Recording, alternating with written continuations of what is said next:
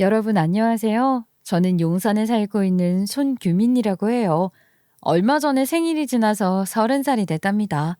30살을 맞아 제 이야기를 여러분들과 나누고 싶어졌는데요. 첫 번째로 제 이야기를 글로 쓰면서 지난 시간들을 정리해보고 싶었고, 그리고 두 번째로는 축하받고 싶은 일이 있기 때문이에요. 제가 무슨 일들을 겪었는지, 그리고 지금 축하받고 싶은 일이 무엇인지 제 이야기를 들으시면서 같이 공감해 주셨으면 좋겠습니다. 그런 마음으로 이야기를 시작하려고 해요. 저의 어린 시절 이야기부터 할게요. 그저 그런 서사가 아니라 오늘 제가 할 이야기에서 저의 어린 시절은 굉장히 중요한 부분이거든요. 저의 어린 시절은 불행의 연속이었어요. 생각해보면 초등학교 1, 2학년 때까지는 그래도 평범했던 것 같아요. 어쩌면 그때까지는 행복했다고 말할 수 있을 것도 같아요. 엄마 아빠가 찍어주거나 함께 찍은 사진도 많고 남아있는 사진들만 보면 그 시절에는 그래도 꽤 행복했었구나 싶거든요. 행복했던 기억을 생생하게 간직하고 있다고 할 순 없고 그 시절 사진을 보면서 제가 만들어낸 기억일지도 몰라요. 혼자 그 시절 사진을 들여다볼 때가 많았으니까 말이에요. 그러다 초등학교 3학년쯤부터 남아있는 사진도 별로 없거든요. 그때부터 엄마는 늘 집에 없는 사람이었어요. 학교를 마치는 시간에 맞춰 데리러 오거나 간식을 준비해주는 엄마는 더 이상 없었어요. 집에 와도 엄마는 없었고요. 낮부터 집을 비운 엄마는 제가 잘 시간이 될 때까지도 들어오지 않았어요. 아빠가 퇴근하면 아빠가 차려주는 밥을 먹었고 아빠가 저를 재워주곤 했었던 기억만 있거든요. 한밤이나 새벽에 엄마가 집에 들어오는 현관문 소리를 잠결에 몇 번이나 들었는지 몰라요. 그리고 얼마 지나지 않아 엄마의 현관문 소리와 엄마와 아빠가 다투는 소리, 정확히 말하자면 엄마의 신경질적인 말소리로 바뀌었습니다. 엄마는 살사라는 춤에 빠져서 밤낮을 가리지 않고 살사 클럽을 다니고 있었던 거였어요. 아빠는 그런 엄마에게 어린 제가 듣기에도 안쓰러울 정도로 매달리며 부탁을 했어요. 규민 엄마, 당신 춤추러 다니는 걸 갖고 뭐라고 하는 게 아니잖아. 춤이 그렇게 좋다는데 어떻게 말리겠어. 하고 싶은 대로 해. 대신 우리 규민이한테 좀 더 신경을 써달라는 거야. 밤에 나가면 되잖아. 당신이 그렇게 빠져있다는 살사가 대체 뭔지 궁금해서 나도 좀 찾아봤어. 규민이 좀 챙겨놓고 나가도 얼마든지 놀 수 있는 거 아니니? 당신이 엄마니까 규민이한테 그 정도는 해줘야 하는 거 아니냐고. 나한테 뭘 해달라는 말은 안 할게. 제발 우리 규민이만 좀 챙겨줘. 챙겨 먹을 거며 뭐며 다 해놓고 나가는데 뭐가 문제야? 규민이도 이제 그렇게 어린애도 아니잖아. 혼자서는 아무것도 못하는 애를 방치하는 것도 아닌데 뭘 그래? 그리고 밤에 살사바에 가서 춤만 추면 되는 건 줄 알아? 20대 때 시작한 애들이 천지인데 난 남들보다 늦게 시작했으니 그만큼 더 노력을 해야 한다고. 레슨도 받아야 하고 사람들도 만나야 하고 할 일이 얼마나 많은지 몰라. 그리고 다들 아침까지 노는데 나만 이 시간에 들어오는 건 쉬운 줄 알아? 제발 잔소리 좀 하지 마. 엄마는 그렇게 도리어 큰 소리를 쳤어요. 그래도 아빠는 우리 가정을 지키고 싶었던 것 같은데 결국 엄마와 아빠는 제가 초등학교를 졸업하기 전에 이혼을 하셨습니다. 엄마는 집을 나가던 날 제게 잘 살라는 짧은 인사 한마디를 했고 이후로는 저를 찾아온 적도 없었어요. 그리고 엄마가 떠나고 1년이 채 되지 않아 아빠마저 돌아가셨는데 운전을 하시다가 심장마비로 그 자리에서 돌아가셨죠. 마누라 도망가고 스트레스가 얼마나 심했으면 저 지경이 됐냐고 수군거리는 소리를 아빠 장례식을 치르는 동안 지겹도록 들어야 했어요. 사람들이 수군거리는 것처럼 저도 같은 생각을 하고 있었던 것 같아요. 중학교 1학년 때 저는 그렇게 혼자가 되었죠. 그때 시골에 계시는 할머니가 저를 보살펴 주시겠다고 서울로 올라오셨는데 할머니가 저를 보살펴 주시는 게 아니라 제가 할머니를 보살피는 것 같았죠. 연세가 워낙 많으셨고 시골에서만 오래 사셔서 가전제품을 다루는 것도 힘들어 하셨거든요. 그래도 밤에 혼자 있지 않아도 된다는 게 위안이 됐어요. 그때만 해도 제가 많이 어렸던 것 같아요. 그런 저를 살뜰하게 살피고 챙겨준 사람이 예비 시어머니랍니다. 예비 신랑과 저는 어린이집, 유치원, 초등학교, 중학교 다 같은 곳을 다닌 동창이었어요. 같은 동네, 그것도 같은 아파트에 살았거든요. 같은 아파트에 살면서 애들을 같은 어린이집에 보내는 사이였으니 엄마와 예비 시어머니는 꽤 가깝게 지냈어요. 엄마가 춤바람이 나기 전까지는 말이에요. 저희를 어린이집에 보내놓고 수다도 떨고 밥도 같이 먹고 그렇게 친구처럼 지내면서 같은 유치원에 보냈고 같은 초등학교에 다니게 됐지만 엄마는 이내 춤바람이 나고 말았던 거죠. 엄마와 아빠가 이혼하기 전부터 엄마에 대한 소문은 이미 파다했어요. 멀쩡히 애 키우던 가정주부가 갑자기 애도 내팽개치고 화려하게 치장하고 외출하거나 새벽에 술에 취해 귀가하는 모습 등이 목격됐으니 그럴 만도 한 거죠. 제가 지나가면 동네 사람들이 저를 보며 자기들끼리 얘기하는 게 다 들리고 다 보일 정도로 이미 엄마에 대한 소문이 퍼질 대로 퍼졌던 것 같았어요. 초반에는 엄마가 예비 시어머니에게 저를 부탁하기도 했을 거예요. 하여간 그렇게 예비 시어머니는 안쓰러운 마음으로 저를 많이 챙겨줬고 할머니와 둘이 살고 있을 때에도 자주 들러 반찬도 갖다 주시고 할머니를 도와주시기도 했어요. 예비 시어머니는 정말 천사 같은 분이셨고 평생 고마운 마음으로 갚으며 살고 싶다고 생각했었죠. 예비 시어머니에 대한 마음 때문이었을까요? 예비 신랑에 대한 마음이 덩달아 점점 커졌고 그 마음이 저만의 일방통행이 아니라는 것을 확인하고 나서 저와 예비 신랑은 짧은 연애를 마치고 결혼을 약속하게 되었답니다. 기억도 안 나는 꼬꼬마 어린 시절부터 함께 자란 거나 마찬가지니 연애 기간이 길어질 이유도 그럴 필요도 없었던 것 같아요. 제가 고등학교 2학년이 됐을 때 시골에 계시는 할아버지 건강이 더 안 좋아지시기도 했고 저도 이제 혼자 잘 수 있을 만큼 충분히 자랐으니 할머니께 시골로 돌아가시라고 했거든요. 그러니 그때부터 줄곧 저 혼자 살았던 거예요. 그래서 결혼을 빨리 해서 제 가정을 이루고 싶다는 생각이 크기도 했어요. 예비 시어머니는 저희가 연애를 시작할 때부터 무척 반가워해 주셨고 일찍 결혼하는 것에 대해서도 지지를 많이 해주셨어요. 아주 오랜만에 평온하고 충만한 행복감을 느끼는 나날들이었죠. 그렇게 결혼을 얼마 앞둔 시점에서 저는 예비 시어머니에게 고부 관계가 되기 전에 같이 여행을 가자고 제안했어요. 아줌마, 이제는 아줌마가 아니고 어머님이라고 불러야 하는데 아줌마라고 부르는 게 입에 붙어가지고 어머님 소리가 쉽게 안 나와요. 자꾸만 아줌마 소리가 먼저 튀어나오거든요. 나도 아줌마 소리가 더 익숙하고 좋아. 어머님은 어쩐지 좀 그렇잖아. 뭔가 좀 더 불편한 관계 같고 내가 나이도 더 들어 보이는 것 같고 말이야. 우리끼리라면 그냥 아줌마라고 계속 부르라고 하겠어. 정말이야. 그래도 다른 사람들 보는 눈도 있고 하니까 어머님 말고 그러면 엄마라고 부르는 건 어때? 그렇게 부르는 집들도 있더라 뭐. 엄마? 어머님보단 엄마라고 부르는 게 저도 더 좋을 것 같아요. 하여간 법적으로 고부 사이가 되기 전에 아줌마랑 여행 꼭 가고 싶었어요. 같이 가요. 네? 그래. 그렇잖아도 준우가 얘기를 하더라. 규민이가 나까지 셋이서 여행 가는 걸 꼭 해보고 싶어 한다고 말이야. 일본 온천 어쩌고 하던데 료칸이 보통 비싼 게 아닌데 결혼 앞두고 그렇게 돈 함부로 쓰지 말고 아껴도 여행이야 앞으로 얼마든지 더 다니면 되잖아. 네 말처럼 우리 셋이서 같이 가는 게 중요한 거지. 어디 가는지는 별로 중요한 게 아닌 것 같아. 그지? 아줌마가 온천 좋아하신대서 일본 생각했었는데 그럼 우리 강원도 갈까요? 제가 아는 황토방 펜션이 있거든요. 아줌마 황토방이나 불가마 찜질방 그런 거 다 좋아하시잖아요. 그쵸? 펜션에서 하루 종일 뒹굴거리면서 맛있는 것도 먹고 마사지도 받고 그렇게 쉬다가 와요. 원래는 예비 신랑도 처음부터 같이 갈 예정이었는데 급한 회사 일이 생겨 예비 시어머니와 제가 먼저 가고 예비 신랑은 하루 뒤에 합류하기로 하고 제가 얘기한 강원도의 황토방 펜션으로 여행을 갔어요. 저는 그냥 펜션에서 먹고 쉬고 그럴 생각이었는데 뜻밖의 예비 시어머니가 래프팅을 해보고 싶다고 하시는 거예요.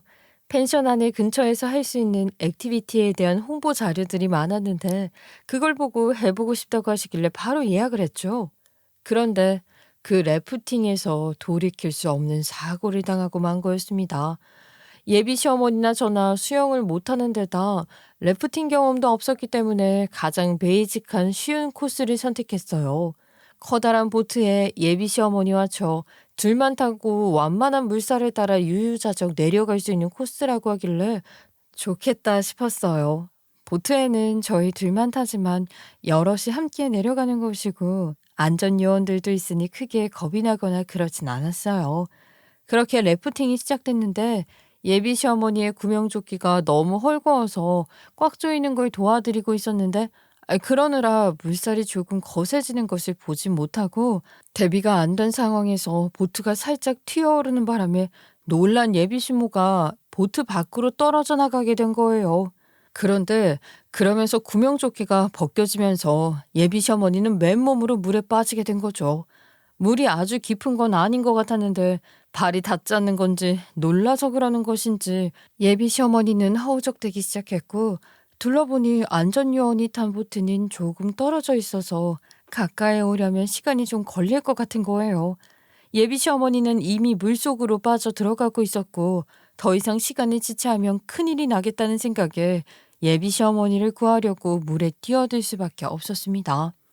저도 수영은 못하지만 구명조끼를 입고 있었으니 물속에 잠긴 예비 시어머니를 끌어올려 안전요원이 가까이 올 때까지 버틸 수는 있을 것 같았거든요. 이미 의식을 잃은 예비 시어머니가 걱정이 되어 거의 울부짖으며 안전요원을 기다리고 있었는데 그렇게 떠밀려 가다가 안전요원의 보트와 만난 지점이 하필이면 커다란 바위가 있는 곳이었던 거예요. 안전요원이 탄 보트와 커다란 바위 사이에 제 다리가 제대로 끼어버린 상태로 예비 시어머니부터 구조가 됐어요.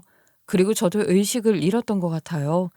깨어나 보니 병실이었고 두통이 심하더라고요.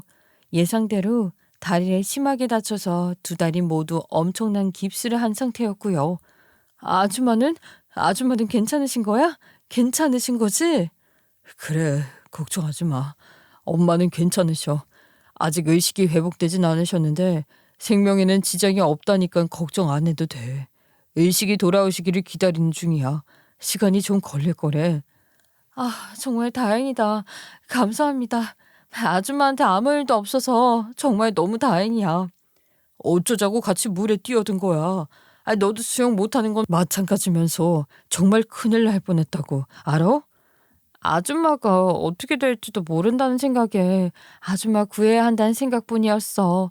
아줌마가 나한테 얼마나 잘해주셨는데 그 마음을 너무 잘하니까 평생을 감사하는 마음으로 갚고 싶은 심정이었다고. 그런데 그런 상황에서 그냥 지켜보고 있을 수가 있었겠어? 수영은 못해도 구명조끼가 있으니 그거 하나만 믿고 물에 뛰어들 때만 해도 예비 시어머니를 구해야 한다. 그렇게라도 해서 도리를 지키고 싶다는 생각뿐이었어요. 그리고 제 성격이 원래 좀 그렇기도 해요. 요즘은 잘 안 보이지만 길거리에서 구걸하는 사람이 보이면 그냥 지나치질 못했거든요. 도시락 안 싸온 친구들 보면 제 도시락 내어주고 그랬어요. 이타심이 지나칠 정도로 많다고 해야 하나요? 그렇게 생각하시면 될 것 같아요. 저도 행복해야 되지만 남도 행복했으면 싶은 그런 거요. 그런 저였으니 그렇게 감사할 것 투성인 예비 시어머니가 물에 빠지는 걸 그냥 지켜보면서 안전요원이 오길 기다릴 수는 없었죠. 그때까지만 해도 제가 이렇게 심하게 다칠 거라는 생각은 전혀 하지 못했지만 말이에요. 심지어 다리를 다치게 될 거라고는 상상도 못했어요. 제 상태는 걱정했던 것보다 훨씬 심각했어요. 우선 수술은 하겠지만 수술이 잘 된다고 해도 다시 못 걸을 수 있다는 충격적인 이야기를 듣게 된 거예요. 한마디로 두 다리를 모두 잃게 된 거나 다름없는 상황이었죠. 너무나도 충격적이고 절망적인 이야기를 들었는데 예비 시모는 아직 의식을 회복하지 못한 상황이라 얼굴도 한번 뵙지 못한 채 수술을 받게 됐어요. 그렇게 수술을 받고 하는데 예비 신랑 태도가 좀 이상하더라고요. 너무 차가운 거예요. 내 수술은 잘 됐대? 아줌마는 깨어나셨어? 네가 수술 받으러 들어간 게 얼마나 됐다고 그 사이에 엄마가 깨어나시겠니? 수술 얘기는 담당이한테 직접 들어. 나도 자세하게는 몰라. 몰라? 보통 수술 끝나고 나오시면서 수술이 어떻게 됐다는 이야기 같은 건 해주시는 거 아니야? 그럼 내가 너 수술하는 동안 수술실 앞에서 내내 기다리고 있었어야 된다는 거야? 가뜩이나 회사 일이 바빠서 정신없어 죽겠는데 병원까지 왔다 갔다 해야 해서 정말 죽을 맛이라고. 예비 신랑은 원래 그렇게 신경질적인 사람이 아닌데 왜 그러나 싶었죠. 신경질적인데다가 너무나도 싸늘한 태도에 한기가 드는 것처럼 닭살이 돋을 정도였어요. 너무 이상하더라고요. 그리고 얼마 안가 예비 신랑은 제게 의사가 했던 말보다 더 절망적이고 잔인한 말을 하더군요. 내 나이 아직 30도 안 됐는데 앞날 창창한 내 입장에서 평생 다리를 못 쓰게 될지도 모르는 너를 보살피며 살 자신이 없어. 나는 그렇게 착한 사람이 아닌 것 같아. 엄마 목숨을 구해준 건 너무 고맙지만 사실 까놓고 말해서 너도 우리 엄마한테 은혜 갚는 심정으로 무모하게 뛰어든 거 아니야? 안전요원도 근처에 있었고 그냥 기다렸어도 되는 상황인데 수영도 못하면서 굳이 뛰어들기까지 해서는 정말 참 사람 곤란하게 만드는 방법도 가지가지다. 엄마가 깨어나시면 네 꼴 보고 얼마나 마음 아파하시겠니. 다 필요 없고 무엇보다 나는 건강하고 정상적인 아무 문제 없는 그런 여자랑 결혼하고 싶어. 결제 끝난 물건이라도 하자가 있으면 환불해 주는 거잖아. 인지상정으로 받아들여주면 좋겠어. 여러 사람 피곤하고 힘들게 매달리거나 그럴 생각은 마. 그럼 정말 재수없을 것 같아. 함께 해온 시간들이나 우리 엄마를 생각해서라도 좋게 헤어져줘. 마지막에 저런 험한 꼴은 보이지 말자. 삶의 의지란 것이 송두리째 다 빠져나가는 것 같았어요. 정말이지 한 톨도 남기지 않고 전부 다 빠져나가 버린 것 같았습니다.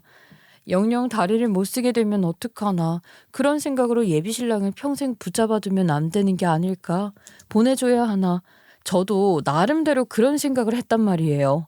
수술실에 들어가면서도 그런 생각을 하지 않은 게 아니지만 제 입으로 먼저 예비신랑을 보내주겠다고 하는 것도 아니고 이런 식으로 무참하게 버림받게 될 거라는 생각은 하지 못했기 때문에 다리를 못 쓰게 될지도 모른다는 선고보다도 예비신랑의 파혼 선언이 훨씬 제게는 충격적이고 절망적이었어요. 예비신랑을 비난할 힘도 예비신랑에게 호소하며 매달릴 힘도 없을 줄 알았는데 그래도 어디서 힘이 나긴 나더라고요. 험한 꼴 보이지 말자고 그랬니? 험한 꼴은 네가 먼저 보여준 것 같은데? 그게 나한테 할 소리야? 걱정 마. 그렇다고 너한테 매달리거나 눈물로 애원할 생각 같은 건 없으니까. 내 다리가 이렇게 됐다고 했을 때 그래 너를 붙잡고 있는 게 미안하다는 생각이 들어서 내가 먼저 너한테 보내준다는 말을 해야 하나 고민하고 있었어. 그렇지만 네가 먼저 나한테 그것도 이런 식으로 얘기하는 건 정말 너무한 거 아니니? 이러면 안 되는 거 아니냐고. 어떻게 아줌마 같은 사람이 너 같은 걸 낳았는지 모르겠다. 애당초 아줌마에 대한 고마움을 너에 대한 호감으로 착각한 거였어. 너처럼 비겁하고 야비한 인간은 내가 제일 경멸하는 족속들이거든. 너란 놈이 어떤 놈인지 제대로 알았으니까 너 같은 것한테 매달릴 걱정 같은 건 안 해도 된다고. 알겠니? 비겁한 새끼. 추잡하고 악랄한 놈. 네가 어떤 놈인지 알게 해줘서 고맙다 이 새끼야. 결혼을 앞두고 떠난 여행을 계기로 저는 두 다리와 예비신랑 모두를 잃게 되었습니다. 그런데 그렇게 파혼을 하고 석 달쯤 후 저는 예비신랑? 아니죠. 전 남자친구라고 할게요. 예비시모였던 분은 제가 편안하게 부르던 대로 아줌마라고 하고요. 하여간 전 남자친구와 아줌마를 어느 펜트하우스에서 마주하게 되었답니다. 갑자기 무슨 펜트하우스냐고요? 그 집은 저희 고모가 살고 있는 집이었어요. 고모는 돌아가신 아빠의 동생인데 시골에서 자라면서도 다부진 꿈을 꾸는 당찬 여학생이었다고 했어요. 고모는 그렇게 미국에서 살고 싶다고 노래를 불렀다는데 간호대에 입학한 후 미국 간호사 시험을 봐서 기어이 미국으로 간 거였어요. 그렇게 미국으로 간 후 한국에는 거의 나오지 않고 미국에서 살면서 부동산 투자를 잘해 돈을 꽤 모았다고 하더라고요. 저는 그런 고모에 대해서 말로만 들었고 아빠가 돌아가셨을 때 한국에 나온 고모를 처음 봤어요. 네가 규민이구나. 어렸을 때 사진은 많이 봤는데 벌써 많이 컸구나. 내가 공부할 때 오빠, 그러니까 너희 아빠가 뒷바라지를 많이 해줬었어. 오빠도 혼자 서울 와서 공부하는 형편이 빠듯했을 텐데 아르바이트까지 해서는 나한테 돈을 보태주고 그랬었거든. 너희 아빠가 아니었으면 난 공부를 끝까지 해내지 못했을지도 몰라. 아니면 시간이 훨씬 더 걸리거나 그랬겠지. 갑자기 이렇게 될 줄 몰랐어. 내가 너희 아빠한테 갚아야 할 빚이 많은데 말이야. 그때 고모는 제게 돌아가신 아빠 이야기를 하면서 많이 울더라고요. 그리고는 금방 또 미국으로 가버렸기 때문에 잊고 살았는데 얼마 전 한국으로 들어왔다며 연락이 왔던 거죠. 고모는 미국에서 말하자면 성공을 했다고 할 수 있는 건데 좋은 사람을 만나지는 못했는지 결혼을 하지는 않았고 자식 하나 없이 혈혈단신이었어요. 아직 청춘인 줄 알았는데 나도 나이가 드나 봐. 한국에 돌아와서 살고 싶다는 생각을 하게 되네. 시골에 계신 부모님도 연세가 많으신데다 건강도 자꾸 안 좋아진다고 하시니 언제 돌아가실지도 모르고 한국에서 들어와서 살아볼 작정이야. 그러면서 할머니 할아버지가 계신 시골 고향집 근처에 집을 지을 거라고 그 집을 짓는 동안 서울에서 지낼 곳으로 전망 좋은 펜트하우스를 샀다고 하는 거예요. 그러면서 자기가 시골로 내려가면 그 집을 제게 물려주고 싶다고 했어요. 나한테 재산 물려줄 자식이 있는 것도 아니고 너희 아빠에 대한 고마움을 이렇게라도 갚고 싶은 거야. 자주 보지도 못해서 정도 없는 고모겠지만 그런 내 마음을 알고 기쁘게 받아주면 좋겠다. 사실 그 이야기를 처음 들었을 때는 얼떨떨했고 실감이 잘 나지 않았어요. 아무리 그래도 고모, 조카가 저밖에 없는 것도 아니고 작은 고모랑 그 조카들도 있잖아요. 제가 받기에는 너무 과분한 것 같아요. 그년 얘기는 꺼내지도 마. 그년이 내 뒤통수 쳤던 걸 생각하면 아유 지금도 치가 떨려. 연 끊고 산 게 몇 년인데 나는 그거 동생으로 생각 안 한 지 오래됐다. 그러니 고년 자식들도 내 조카 아닌 거지 뭐. 고모가 어떤 마음으로 저한테 그렇게 큰 집을 주겠다고 하시는 건지 고모 입장에서 그런 마음이 들 수도 있고 그런 이야기를 할 수 있겠다는 생각이 들더라고요. 근데 또 상황이란 게 언제든지 변할 수 있는 거니까 신중하고 싶었어요. 또 조심스럽기도 해서 예비 신랑에게 고모에 대한 이야기나 고모가 물려준다는 집에 대해서 전혀 말을 안 하고 있었거든요. 그런데 다리가 그렇게 된 상태로 파혼까지 당하고 나니 생각이 나는 사람이 고모밖에 없었어요. 그래서 고모에게 연락을 했고 퇴원 후 고모와 함께 그 펜트하우스에서 지내고 있었던 거였어요. 그러던 어느 날 그곳에서 전 남자친구와 아줌마를 마주치게 된 거예요. 전 남자친구와 아줌마가 대체 어떻게 고모의 펜트하우스에 나타난 거냐고요? 그게 참 우습다고 해야 할지 우연도 이런 우연이 없는 거죠. 고모가 거금을 들여 장만한 돌침대가 맞지 않아서 처분을 하려고 중고 직거래 사이트에 올렸는데 전 남자친구가 그 돌침대에 관심 있는 구매자로 연락을 한 거였더라고요. 사실 돌침대를 중고 사이트에서 거래하는 게 쉬운 일은 아니잖아요. 무슨 신발이나 옷, 하다못해 핸드폰 같은 것도 아니고 말이에요. 워낙 고가이기도 하고 수요층이 한정적이기도 하니까. 그런데 그 덕분에 이런 우연으로 전 남자친구를 마주하게 된 거 아니겠어요? 아줌마가 찜질방 같은 걸 워낙 좋아하시니 아줌마 드릴 것으로 장만하려는 거였나 본데 돌침대도 종류가 워낙 많은 데다가 몸에 또 잘 맞아야 한다며 실패 경험이 있는 고모가 와서 물건을 직접 보라고 했다는 거예요. 돌침대를 운반하는 것은 보통 일이 아니니 제대로 된 주인을 만나기를 바라는 마음이었다고 말이에요.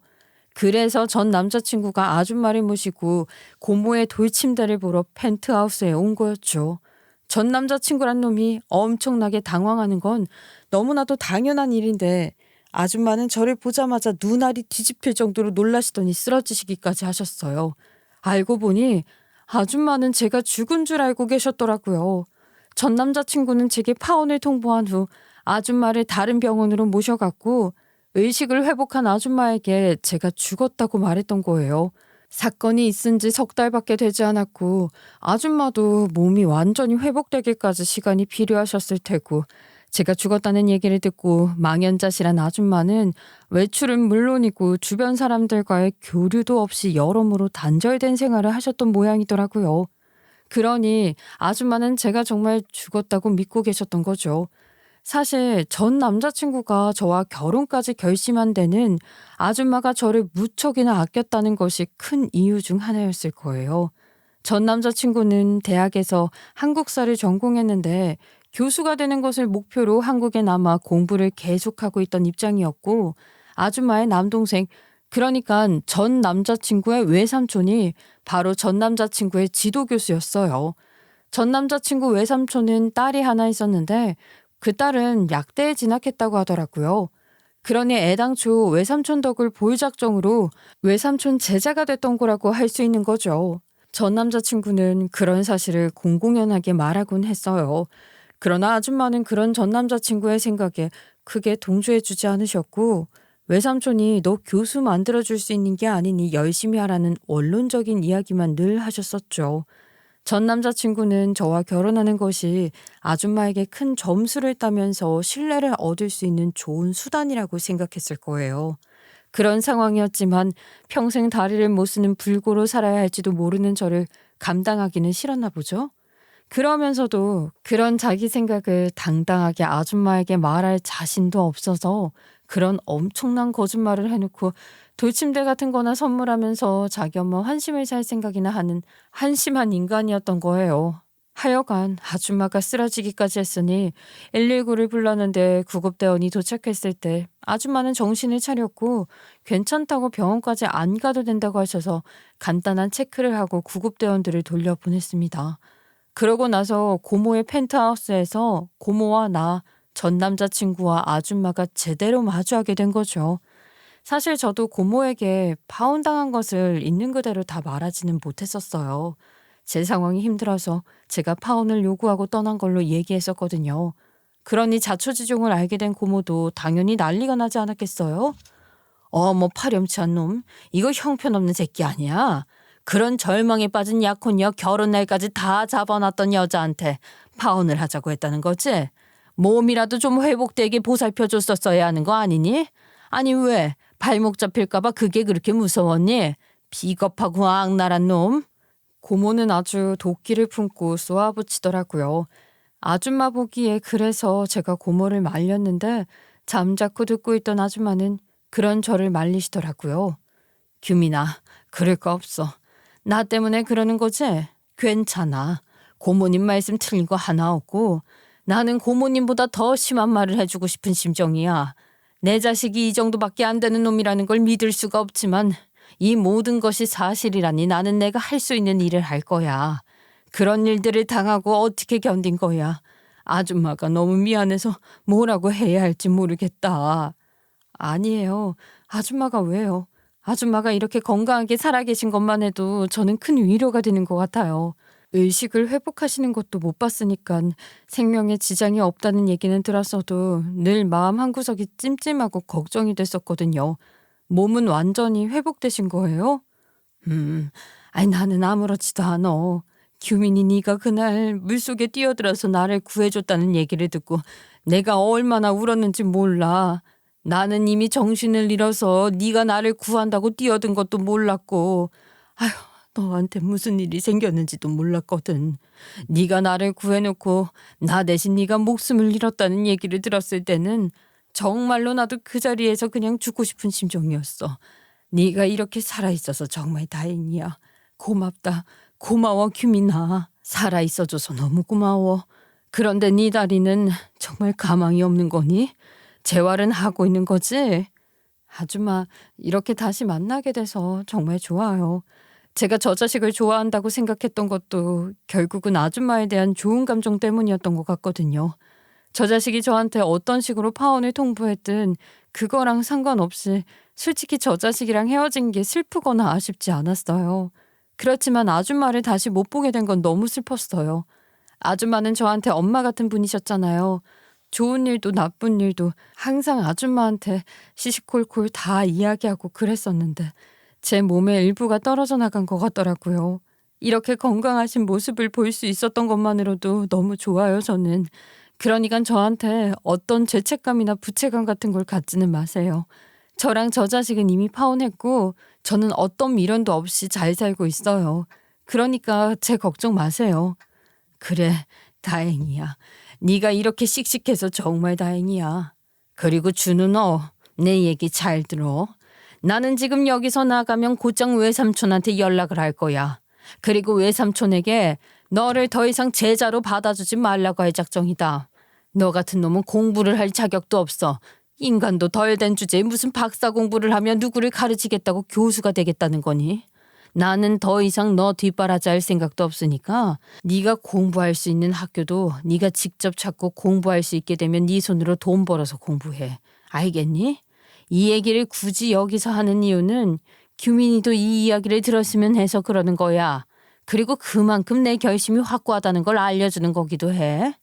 아줌마는 차분한 목소리로 말씀하셨는데 감정 없이 냉정한 그 목소리가 제가 들어도 서늘했어요. 그러니 전 남자친구 그 자식은 어땠겠냐고요.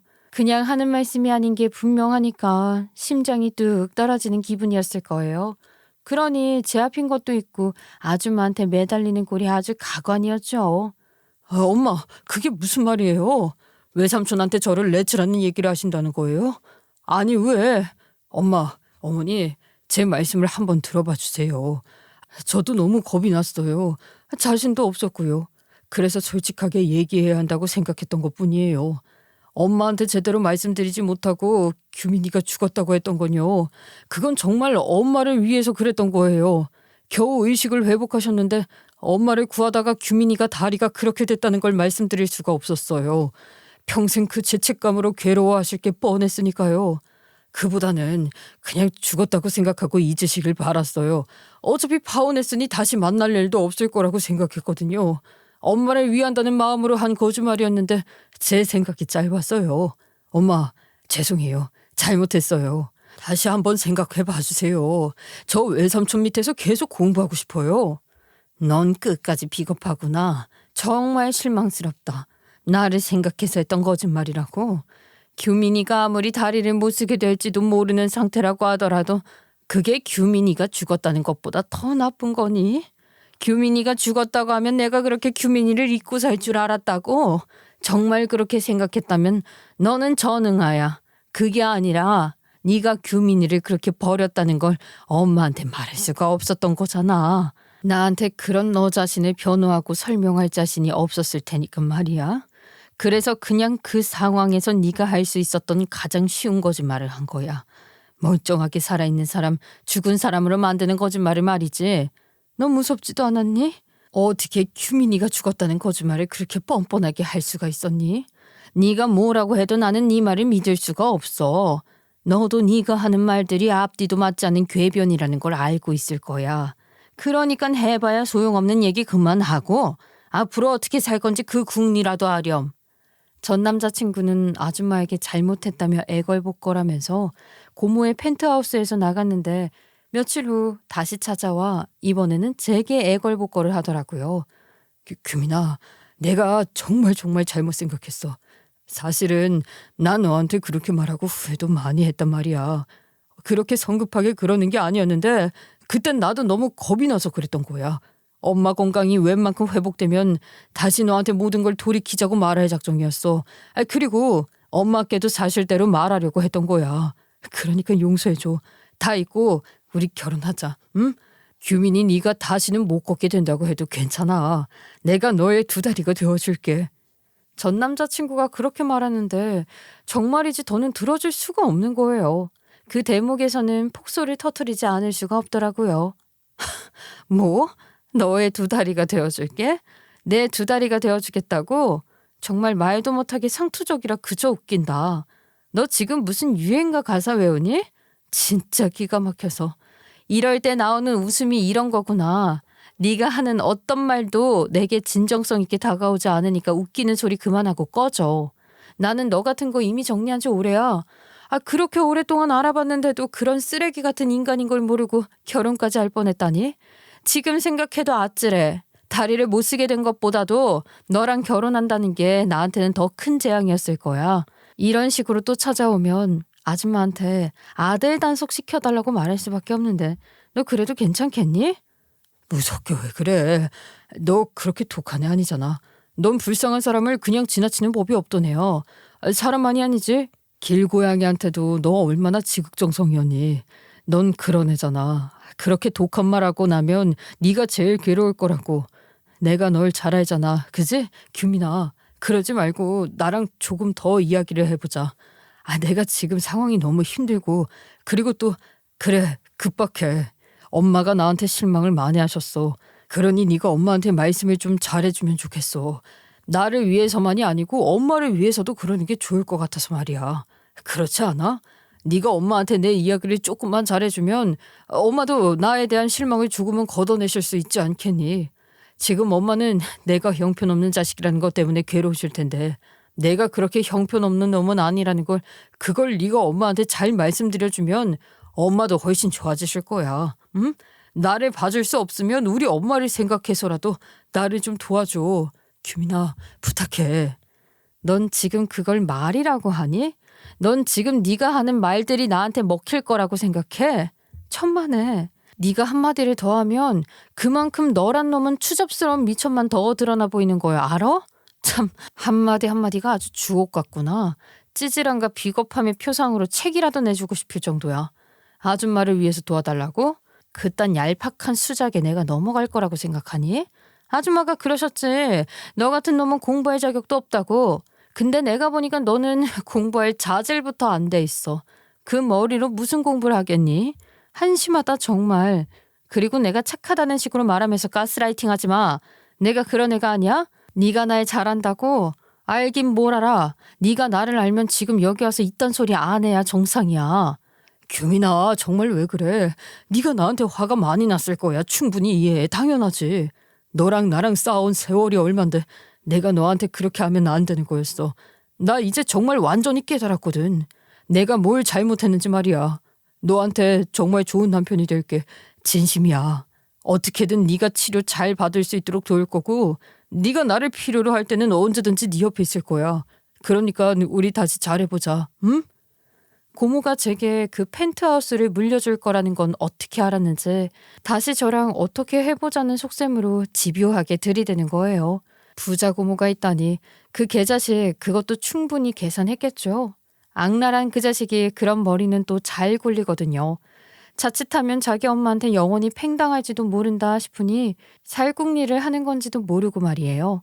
어쨌거나 전 남자친구 그 새끼는 제 마음을 돌려서 어떻게든 저를 다시 잡으려고 안달이 난 사람처럼 하루 종일 사과와 반성, 구애의 문자를 보냈어요. 아무리 그런다고 이미 그 자식 패를 다 알게 됐는데 제가 미쳤다고 그놈이랑 다시 결혼할 생각을 하겠어요? 그래봤자 제게는 귀찮고 귀찮은 스팸 피싱 문자보다도 못한 것들 뿐이었네요. 그리고 며칠 뒤 아줌마가 저를 찾아오셨어요. 규민아, 준우 그 자식은 이제 더 이상 내 자식이 아니야. 아예 내쳐버렸다. 그놈이 너한테 저지른 행동, 그리고 그런 지 행동을 나한테 사실대로 말할 자신이 없으니 비겁하게도 네가 죽었다는 끔찍한 거짓말을 한 것도 모자라. 그런 상황에서도 어떻게든 나한테 잘 보여서 외삼촌 특혜나 보려고 하는 아니란 태도, 모든 것이 밝혀진 뒤에도 맥락 없는 변명으로 무마시키기 급급한 모습. 아우, 그 모든 것들을 참아줄 수가 없더라고. 그래도 자식이니 어떻게든 해줄 거라고 생각하는 걸 보니깐 아무런 희망이 보이질 않는 거야. 아이, 그런 자식은 필요 없다. 자식 하나 없는 셈 치면 그만이야. 아쉬울 것도 없어. 그런 자식은 포기하고 연을 끊는 게 답이라는 생각이 너무나도 확고해졌어. 그러셨군요. 그러니 그 자식이 어떻게든 제 마음을 돌려서 저를 다시 잡으려고 더 그랬나 봐요. 그게 무슨 말이야? 아이, 그놈이 너한테 찾아와서 허튼 수작이라도 부렸다는 거야? 한심한 놈. 반성은 못할 망정 그 상황에서 한다는 짓이 너를 찾아와서 네 맘 돌리려고 했다니 정말 답이 없는 놈이다. 처음엔 아줌마한테 얘기를 잘해달라면서 그런 부탁을 했던 것 같아요. 그러다가 점점 저랑 다시 어떻게 해보려는 의도가 빤히 보이는 얘기들만 하더라고요. 처음에 여기로 저를 찾아왔을 때 말고는 만나주지도 않았고 대꾸도 안 하는데 지 혼자 그냥 그렇게 계속 보내는 거예요. 무슨 앵무새도 아니고 로봇도 아니고 말이에요. 전 그냥 스팸 취급하고 있어요.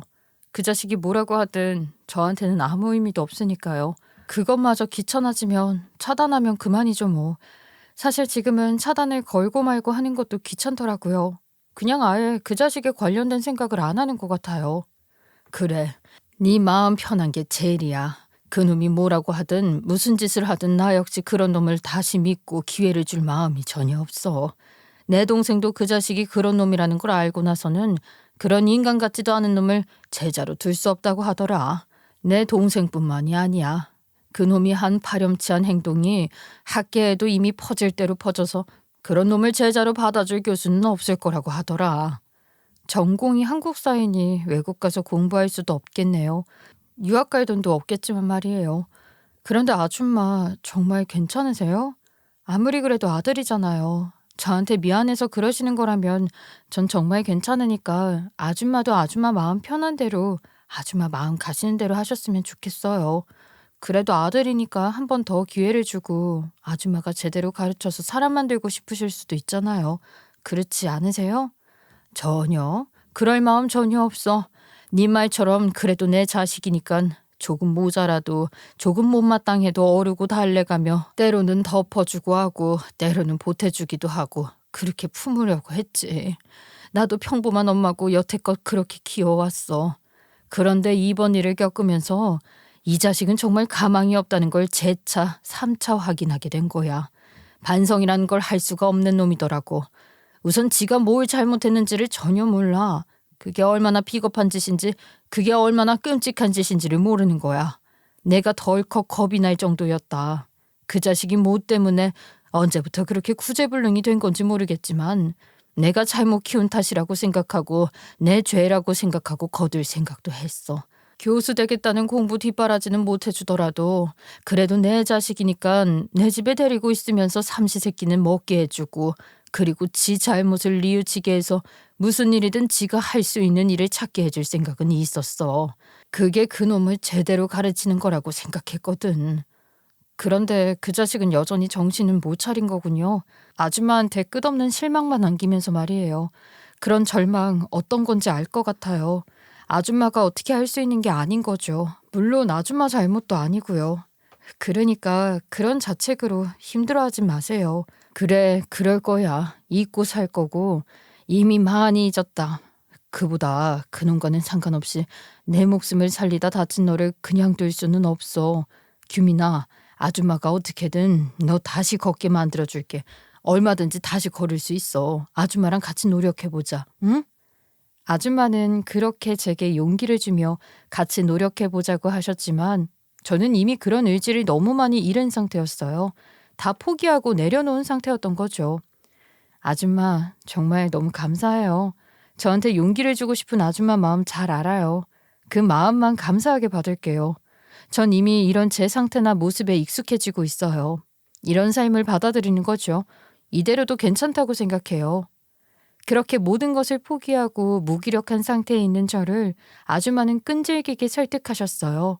아줌마의 끈질긴 설득이 결국 제 고집을 꺾었고 저는 아줌마 손에 이끌려 재활치료를 받기 시작했어요. 아줌마는 정말이지 최선을 다하셨죠. 할 수 있는 건 다 하셨던 것 같아요. 아니, 할 수 있는 것 이상으로 하셨을 거예요. 오죽하면 옆에서 지켜보던 고모가 혀를 내두르셨을까요? 네 고집만 대단한 줄 알았는데 진짜 더 대단한 분이 나타나셨네. 인정해드려야 해. 정말 지극정성이시지 않니? 의지도 없는 너를 데리고 다니시더니 결국 너한테 의지를 심어주신 거 아니야. 재활치료라는 것이 보통 의지로 되는 것이 아니라는데 네가 약해질 때마다 옆에서 너를 잡아주고 계시지 않니? 본인도 힘드실 텐데 말이야.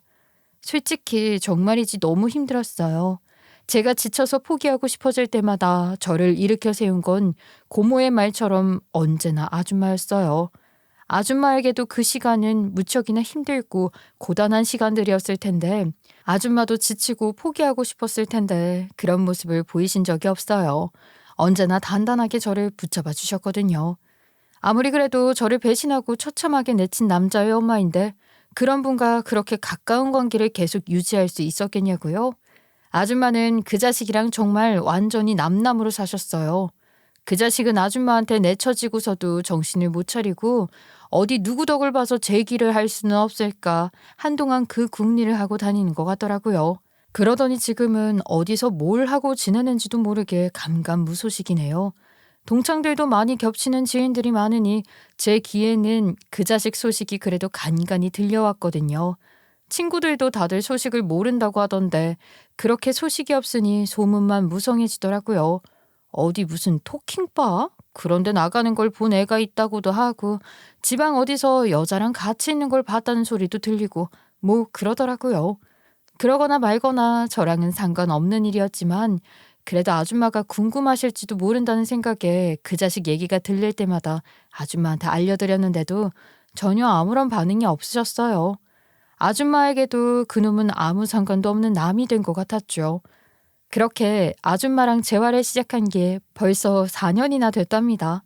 꼬박 4년을 매달린 끝에 저는 드디어 보조기구 없이 걸을 수 있게 됐어요. 물론 아직도 완벽한 건 아니고 앞으로도 치료를 더 받을 거예요. 그렇지만 제 힘으로 제 2다리만으로 걸을 수 있게 됐다는 게 꿈만 같아요. 내일은 아줌마랑 집 근처 강둑으로 산책을 나가기로 했어요.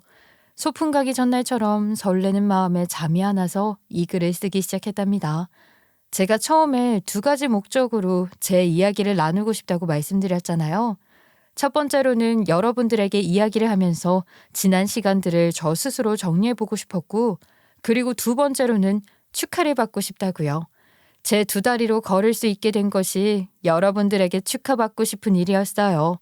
이게 겨우 천천히 걸을 수 있게 된 것뿐이고 제 2다리로 뛸 수 있게 되려면 지금보다 훨씬 더 힘든 시간을 견뎌야 할지도 모르지만 저는 절대로 포기하지 않을 거예요. 이제 제게는 지치지 않는 희망이 생겼거든요. 여러분, 이런 저를 축하해 주시고 또 많이 응원해 주실 거죠? 여러분의 축하와 응원도 제게 큰 힘이 될 것 같아요. 제 이야기를 끝까지 들어주신 것도 감사합니다. 다들 건강하시고 무더운 여름 잘 나시길 바라겠습니다. 안녕히 계세요.